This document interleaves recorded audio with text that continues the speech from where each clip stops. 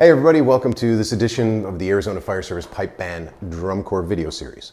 We're covering some of the basics, and this one is going to be on rolls, some of the basics of doing our rolls. So, all rolls in Scottish Highland drumming are buzz rolls, as opposed to what the rest of the world does with the open, right? An open roll.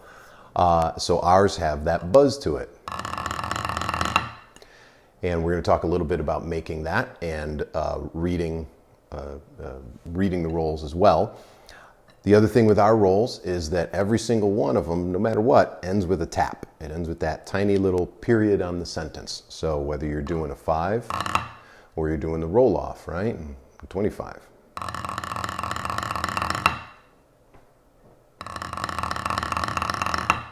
They all have to have that little tap. And all that tap is just that period on the sentence. There's no need to, we don't need to smack them. Just make the point that we've ended the roll. That's all.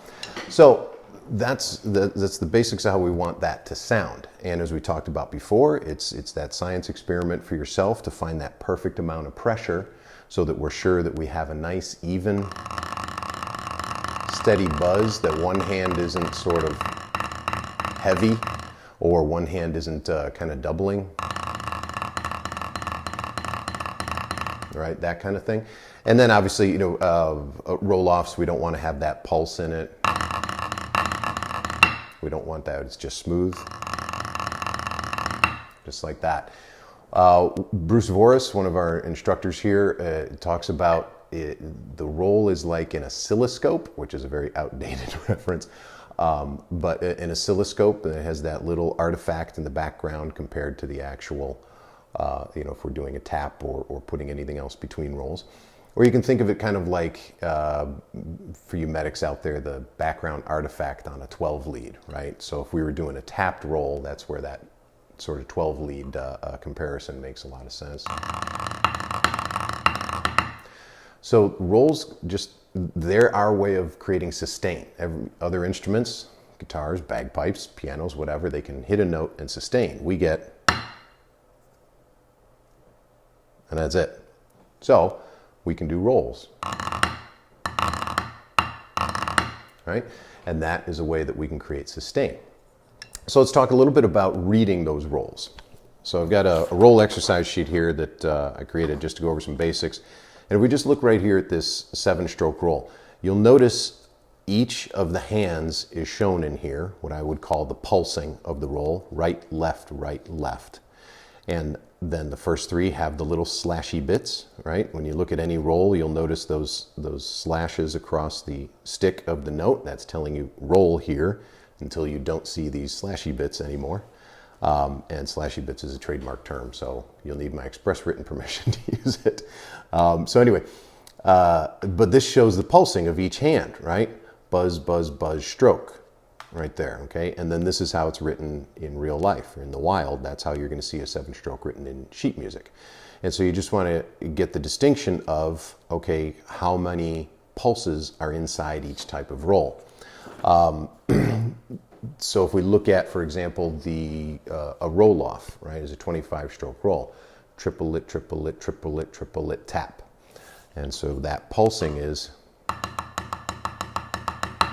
and buzzed it sounds like.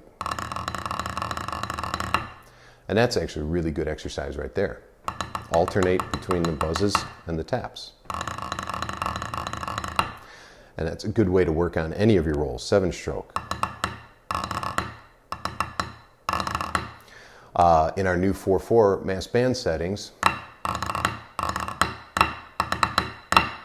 that run of singles, that triplet of singles, is exactly the same meter as the 7-stroke rolls, which are a triplet and a tap. So that's one of the reasons it's critical to know how many pulses are occurring in any type of roll, is so that you're keeping your meter correct. Now obviously there's going to be variations depending on the tempo of the music, and whether you're doing a triplet roll or a duple timed roll. So the vast majority of what we deal with in the Arizona Fire Service pipe band is triplet rolls, with the exception of Amazing Grace, where that one we're rolling instead of triplet, triplet, triplet, triplet, tap, we're doing them as duple rolls. 1E and a 2E and a 3E and a 1E and a 2E and a 3E and a 1. So that would be the only difference in the music that we have in our state band. Check with your band and make sure you got the pulsing right on your rolls. So when it comes to rolls, the thing is to make them smooth, enter nice and easy. Just understand the meter and the pulsing that you want, how many times your hands are moving within that, as opposed to I'll just fill from this point to this point with a bunch of roll type sound and hope that I come out at the end. Because ultimately, if everyone else has the pulsing right on let's say a roll off, and then there's somebody else who doesn't know the pulsing, so they're just going to fill that time until it comes to the end, right? It's going to sound different. It's going to be obvious to people outside the and the drummers next to you. So watch, know your pulsing and understand how those go. Enter in nice and easy, tips down, as we talked about in the video about tapping, bouncing, and buzzing.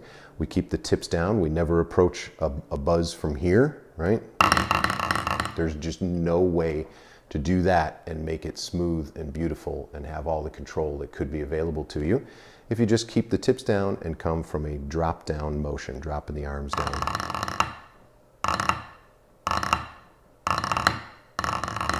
Right? So keeping our tips down, taking a nice easy entrance. Our drums are plenty loud. We don't need to roll like that. Take a nice easy entrance, make it that sort of smooth background artifact look of sustaining our note. And those are some of the basics of rolls. Please like and subscribe. There will be more videos on basics, on different settings, and we hope to see you soon. Take care.